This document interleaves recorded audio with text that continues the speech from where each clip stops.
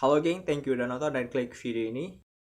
Biasanya kalau masuk ke dalam laboratorium untuk percobaan, bahan-bahan yang digunakan untuk eksperimen ataupun percobaan ini berupa katak, kemudian kadal, ataupun sejenis rabbit atau kelinci. Nggak heran juga kalau misalnya di laboratorium hewan ada beberapa yang menggunakan kucing, kemudian anjing, dan juga beberapa hewan ternak yang mungkin bisa diobservasi. Tapi gengs, berbeda sama laboratorium dan juga eksperimen yang satu ini, dimana bahan-bahan yang digunakan itu berbeda banget nih sama percobaan yang biasanya dilakukan. Well, gua harus ngatain bahwa bahan-bahan percobaan yang digunakan dalam eksperimen ini benar-benar mengarah kepada unlogic banget, yang gak masuk akal. Yaps, bahan-bahan yang digunakan dalam percobaan ini berupa anak-anak, bayi-bayi yang kemudian dipasangkan alat-alat yang sangat-sangat menyeramkan. Dan yang menjadi catatan dari percobaan ini adalah anak-anak dan bayi-bayi yang digunakan ini masih hidup dan juga sehat walafiat, tapi berstatus sebagai anak-anak yatim yang udah gak ada ayah sama mamanya lagi. Kenapa gua bilang ini adalah salah satu percobaan yang paling ekstrim dilakukan di dunia? Karena percobaan ini bukan hanya sekedar percobaan kayak psikolog ditanyain pertanyaan, melainkan sebuah percobaan yang menghubungkan alat-alat penyengat dan juga alat-alat setrum gitu kepada tubuh anak-anak dengan dipaksa, dan menjadikan bahan percobaan ini yaitu anak-anak yang udah dikumpulkan ini seperti binatang percobaannya. Wow, sadis. Tapi kok bisa ini dilakukan ya gengs? Kita simak ulasannya berikut ini. Lanjut.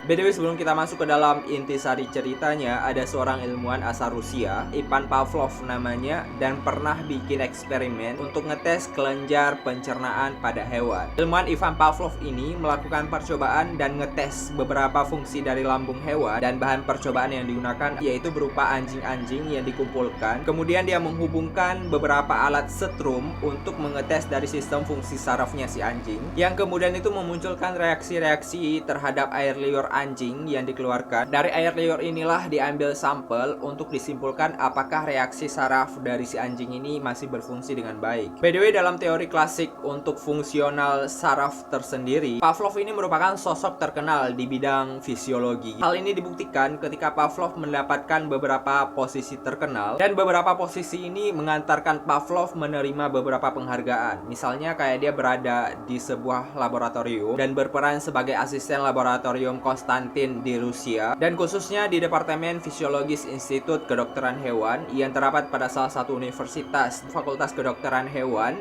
dan melakukan penelitian di bidang ini. By the way, based information, si Pavlov ini pernah nggak lulus di salah satu universitas, dan saat akan dia mengerjakan sebuah seminar, dia memutuskan untuk keluar dari universitas tersebut, lalu memutuskan untuk masuk ke dalam sebuah balai pelatihan akademik militer gitu. Nah, pada saat bekerja di sebuah institut fisiologi kedokteran hewan, dia mengabdi di sana selama 2 tahun serta mengamati sistem peredaran darah pada hewan. Kemudian pada tahun 1878, Pavlov ini mendapatkan penawaran untuk menjadi kepala klinik nih di salah satu laboratorium hewan gitu. Nah, ketika lulus dari studinya di Akademi Kesehatan Militer ini, Pavlov juga mendapatkan tawaran beasiswa, yang beasiswanya itu mengarah kepada pasca sarjana, sehingga dia tuh melanjutkan untuk program doktor. Nah, pada saat program doktor ini banyak banget penelitian yang dia lakukan, dan bahkan banyak juga Nobel-Nobel yang dia terima serta jurnal-jurnal yang dia keluarkan, dan semua itu mengarah kepada sistem saraf, sistem peredaran darah, khususnya itu pada anjing-anjing yang dia teliti selama dia mendalami studinya itu. Nah, kalau dilihat dari sejarahnya, Pavlov ini paling terkenal geng sama yang namanya teori kajian kayak rangsangan terhadap sistem kelenjar yang terdapat pada anjing. Jadi kalau misalnya bicara masalah anjing, si Pavlov ini emang udah ahlinya untuk meneliti bagian dari sistem saraf ini. Tapi yang namanya manusia nggak puas sampai di situ aja mendapatkan berbagai penghargaan, karena memang udah jenuh dan juga merasa udah cukup meneliti terhadap anjing-anjing yang berkeliaran. Akhirnya si Pavlov ini kayak mendalami lagi gengs terhadap sistem yang mungkin bisa direlasikan, karena memang pada anjing kala itu udah cukup banget nih untuk dia teliti, hingga akhirnya dia berpikir, kenapa gua nggak ngelakuin untuk meneliti manusia? Karena kalau misalnya based on jurnal yang udah dia teliti, ternyata anjing-anjing ini kayak biasa aja, nggak ada rangsangan lebih dan nggak ada sesuatu yang baru ditemukan di sana. And finally, disinilah mulainya jejak si Pavlov ini bereksperimen dengan sangat-sangat sadis.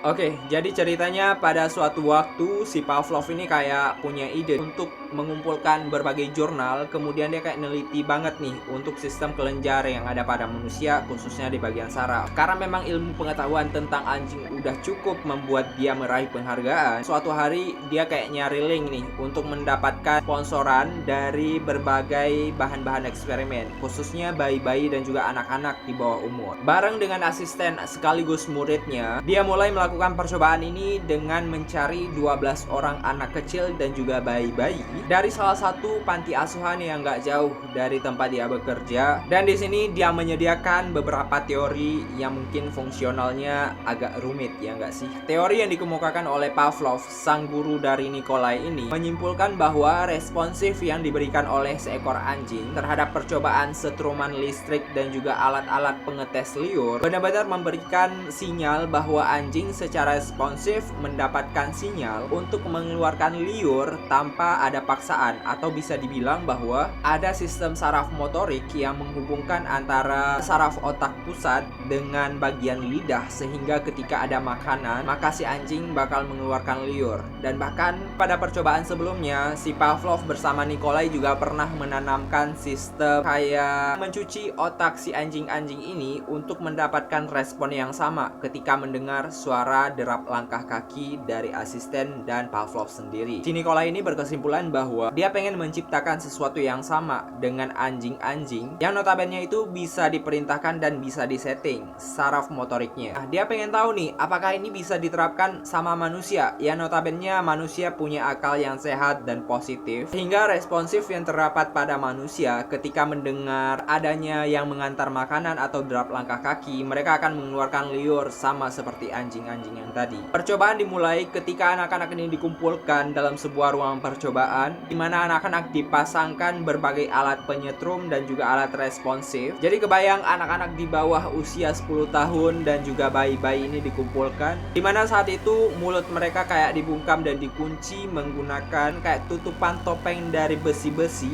kayak penyiksaan gitu. Dan gak hanya itu, anak-anak ini juga dipasangkan beberapa kontrol. Jadi pada tahapan percobaan pertama, anak-anak ini bakal dites apakah mereka bakal respon ketika makanan-makanan datang sedangkan mereka dalam kondisi yang tidak lapar. Mereka juga memberikan percobaan dengan cara memberikan makanan-makanan yang bagus di hari pertama, sedangkan di hari kedua mereka memberikan percobaan di luar kontrol. Artinya mereka menyediakan makanan-makanan busuk dan juga makanan-makanan yang sangat buruk, sehingga alat-alat deteksi yang dipakai untuk mendeteksi liur pada bayi-bayi dan juga anak-anak bisa mengeluarkan sampel dan memaksa dari anak-anak tersebut untuk merespon dari kelaparan yang ditimbulkan. Dan yang paling sadisnya adalah ketika anak-anak ini pengen mengambil makanan yang diberi, pergelangan tangan mereka yang udah diikat dan juga dipasangkan alat penyetrum kuat seakan-akan kayak berbunyi dan juga menimbulkan kesakitan yang sangat-sangat perih, sehingga anak-anak ini bakal otomatis menjerit merespon dari rangsangan sengatan listrik ini. Pavlov dan juga Nikolai melakukan percobaan ini dan menemukan kesimpulan simpel yang bahwa responsif yang terdapat pada anjing ternyata berbeda terbalik nih sama responsif yang terdapat pada manusia. Jelas lah Tong, kenapa lu nggak mikirnya dari dulu coba? Dan yang paling misteriusnya adalah anak-anak hasil dari percobaan ini tidak diketahui nasibnya seperti apa sampai detik ini. Itulah gengs beberapa percobaan yang dilakukan oleh Pavlov dan juga Nikolai dalam percobaan sistem kelenjar ludah dan juga kelenjar pencernaan manusia. Jika kalian menemukan informasi menarik dari channel ini, silahkan klik tombol subscribe, like, dan juga komen serta share-nya. Terima kasih.